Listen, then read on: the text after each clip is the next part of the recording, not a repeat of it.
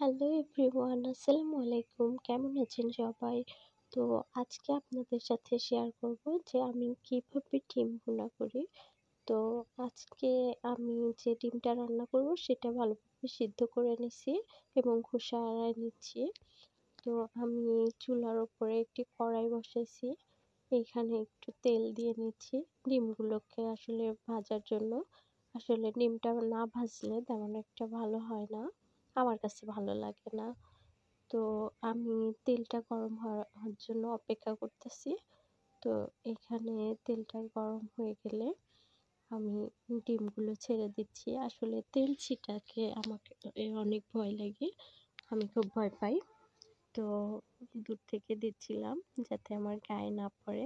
তো আমি এখানে একটু হলুদ দিয়ে দিচ্ছি যেন কালারটা সুন্দর আসে। তো ভেজে নিচ্ছি সুন্দর করে। আসলে এটা বাদামি রঙের হবে গায়ের কালারটা। তো আমি দূর থেকে দেখেন কেমনে নাড়তেছি। আমার অনেক ভয় লাগতেছে যে গরম তেল যদি গায়ে পড়ে আমি তো শেষ। তো রান্না করার সময় আমার খালাতো বোন ছিল পাশে। সে ভিডিও করতেছিল।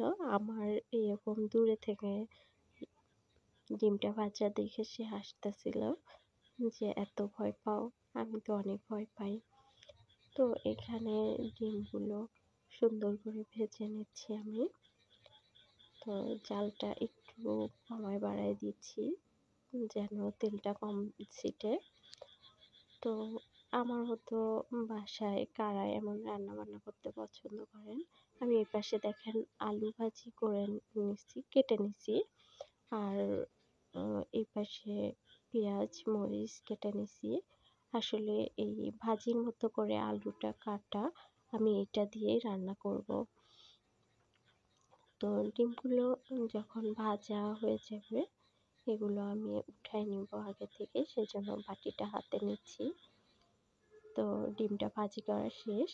এখন আমি একটা একটা করে বাটির মধ্যে বসায় নিচ্ছি। তো আমার রান্না করতে অনেক ভালো লাগে। আমি মাঝে মধ্যে রান্না করি। আসলে অনেকেই আছে আমার মতো রান্নাবান্না পছন্দ করেন। যেসব আপুরা রান্নাবান্না পছন্দ করেন তারা জানাবেন। আসলে ভালো লাগে। মেয়ে হইছি, মেয়েদের তো ধরেন রান্না এগুলো জানতেই হয়। তো আমি এখন পেঁয়াজ, মরিচ এগুলো দিয়ে নিচ্ছি। আসলে পেঁয়াজটা একটু আগে ভেজে নিব। ২-১ টা মরিচ চুরের সাথে দিয়ে দিচ্ছি আর বাকিগুলো বাটির মধ্যেই রেখে দিয়েছি। তো পেঁয়াজগুলো সুন্দর করে ভাজার জন্য আমার আরেকটু তেলের প্রয়োজন। তো আরেকটু তেল দিয়ে নিচ্ছি। এটাও বাদামি রং হবে যেন এটার ফ্লেভারটা সুন্দর আসে আর দেখতেও ভালো লাগে। আসলে পেঁয়াজটা কাঁচা কাঁচা থাকলে বা গোটা থাকলে তেমন একটা ভালো লাগে না। তো ডিমের কালারটা দেখেন আমার কত সুন্দর ভাজা হয়েছে। তো অনেক আপুরাই দেখি ভিডিওতে ডিমটা তেমন একটা ভাজে না। আসলে যে যেমন খায়। আমার কাছে ভালোভাবে না ভাজলে ভালো লাগে না। অনেকে ডিমের গা কেটে কেটে দেয়। তো আমি দেব না। তো আমি ওরে বলতেছি যে, "তুমি ক্যামেরা ধরতে পারতেছো না, একটু ভালোভাবে ধরো।" তো আমি এর মধ্যেই কড়াইয়ের মধ্যে আলু দিয়ে দিচ্ছি। আসলে মরিচ, পেঁয়াজ আর আলুটা দিয়ে একটু ভাজি করে নিব। আসলে তরকারি যেমন আমরা মশলার মধ্যে দিয়ে কষায় নিই, তেমন একটু কষায় নিচ্ছি। তো এটা একটু নাড়া হলে এর মধ্যে পানি দিয়ে দিলাম। এবার ডিমগুলো ভাজা ছেড়ে দিলাম আমি ঝোলের মধ্যে। তো ডিমগুলোর কালার আসলে জাস্ট ওয়াও হইছে ভাজা। আর আমার তরকারির কালারটা কেমন আসছে কাঁচামরিচের হইলেও জাস্ট অসাধারণ। তো এই ডিম দেওয়ার পরে আমি এটাকে কিছুক্ষণ জাল করব।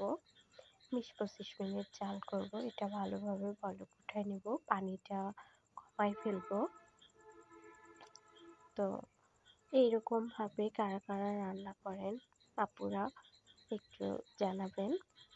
আর এই রেসিপিটা আমার অনেক পছন্দের। আমার কাছে অনেক ভালো লাগে। এটার ঝোলটা আমি পুরাটাই কমায় দিব, তাহলে আরও বেশি টেস্টি হবে।